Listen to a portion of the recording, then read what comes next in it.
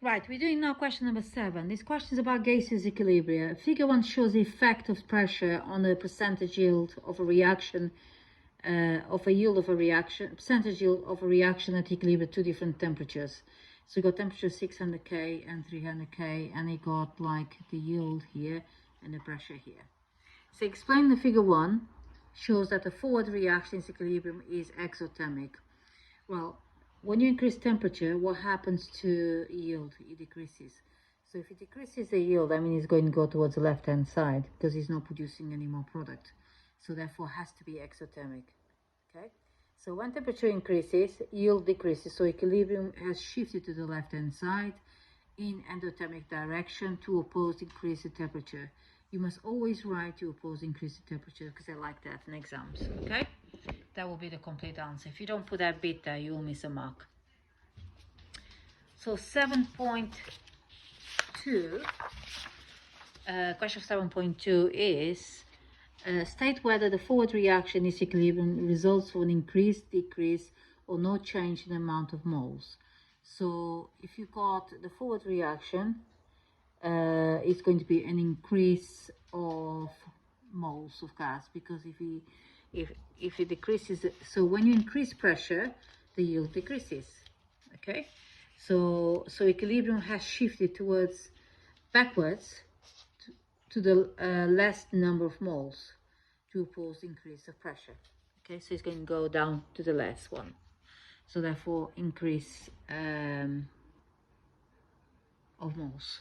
Okay, so you have to go that way. Explain why using catalyst has no effect on percentage yield. Right, a catalyst will increase the rate of forward reaction and reverse reaction by the same amount. So equally or by the same amount, you can say that.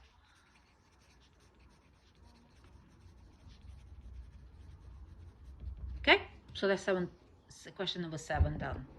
Now question 8, the student does 2 test tubes reaction on 4 color solution A, B, C, and D. So you got, these are the A, B, C, and D.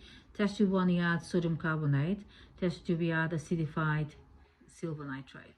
So when you add to the A, you see effervescence for A. So that means you must have some sort of gas bubbling. No visible change, so there's no chlorine brominoid in there. So second one, it bubbles again, and you see a white precipitate. So that white precipitate with silver nitrate always suggests there's a chlorine there, chloride there. So no visible change for this one, no visible change for this one, no visible change, very pale yellow precipitate for this one here. Okay, so it says here, identify the gas form test 1. Test 1. Describe a further test confirmed to identify the gas. So we think it's CO2 gas.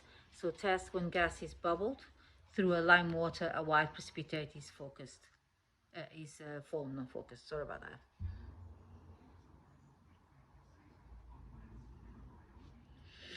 Right, explain how the observation test 1 and test 2 can be used to show that solution B contains hydrochloric acid.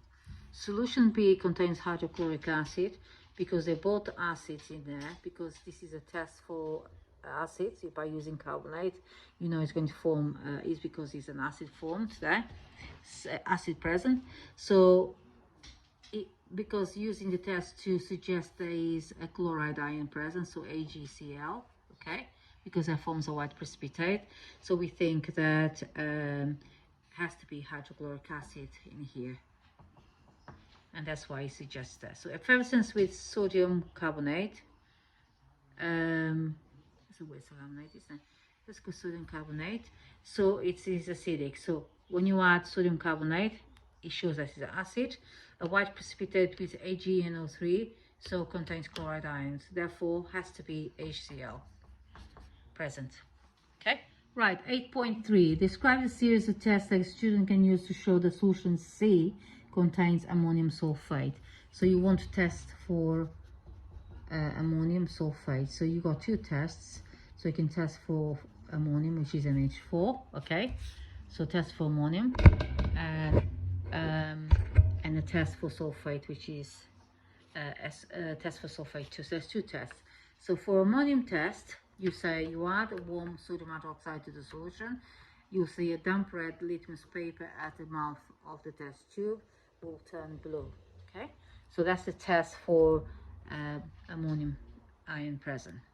So if you add barium chloride acidified or barium nitrate, if you don't want to contaminate, you'll see a white precipitate will be formed for the presence of sulfate there, which is BaSO4 present, which is a white precipitate formed. So that's test for sulfate here, and that one here is test for ammonium ion.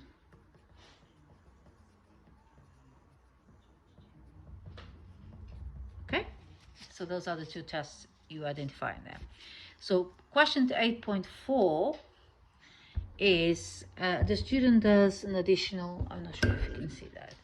The student does an additional experiment to show that solution D contains a mixture of halide ions. So solution D is this one here. It shows a very yellow, pale yellow precipitate, and there's nothing with carbonate there. So you add excess sodium silver nitrate to 10 centimeter solution there. Filter, wash, dry away the precipitate. Add excess dilute ammonia to the dry precipitate. Filter. So it's dilute ammonia added. It didn't add concentrated ammonia. Filter, wash, dry, and weigh the solid that remains.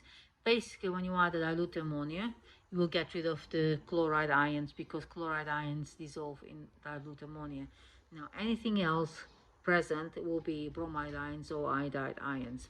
Explain how the mass is recorded during the experiment can be used to show that solution D contains a mixture of halides. If the mass is smaller than the mass in step 2, it's because AgCl is soluble in dilute ammonia, so it disappears, it gets in solution, so it's going to reduce the mass. I hope you understand that bit in that question.